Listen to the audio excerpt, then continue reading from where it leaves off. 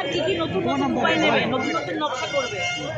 আজকে নোয়াপাড়া বিধানসভা VVPAT slip আজকে এখানে পাওয়া যাচ্ছে, মধ্যমগ্রামে পাওয়া যাচ্ছে। এটা বুঝতে পারছেন যে এখানে নোয়াপাড়ার ভিভিপ্যাট স্লিপ আজকে এখানে কেন প্রায় 600-700 স্লিপ আজকে পেয়েছে এখান থেকে। তাহলে আপনারা বলুন যে এটা কি ধরনের মানে চোরামি চলছে, পুলিশ এবং ভিডিও এখান থেকে নিয়ে যাচ্ছে, পালাচ্ছিল এবং এখান থেকে উদ্ধার করা হয়েছে। আমাদের লোকেরা উদ্ধার করেছে, আমাদের লোকেরা উদ্ধার করেছে। মধ্যমগ্রামের মতো একটা জায়গায় নোয়াপাড়া থেকে ভিভিপ্যাট স্লিপ পাওয়া যাচ্ছে।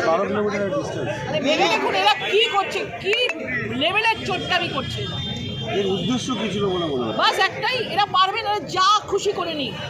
কালকে পরিবর্তন হচ্ছে বাংলা, যতই যা স্লোগান দিকে যায়।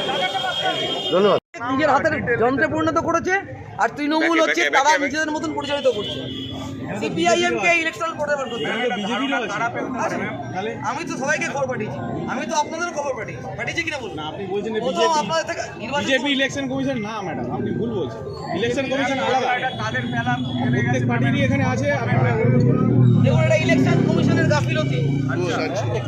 যতটা ঘটেছে ততটা বর্ষাই নেই, এটা পরিকল্পিত ঘটনা।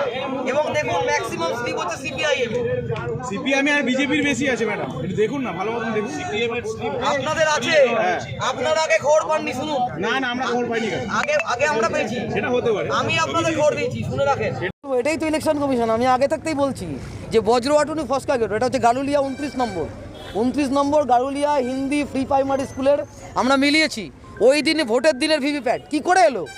আর এই অপদার্থ আর ওকে ফোন করেছিলাম, আরও বলছে যে আমি কিছু জানি না।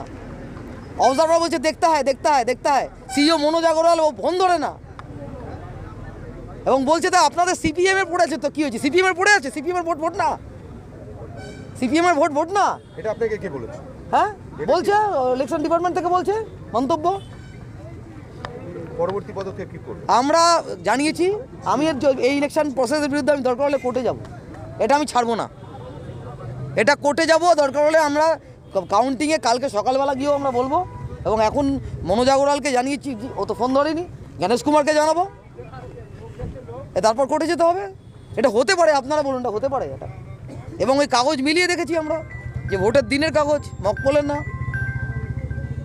আর মকপল হলে এখানে পড়ে থাকতে পারে না, তো সেটাও তো অফিসে থাকবে, এবং বেশিরভাগ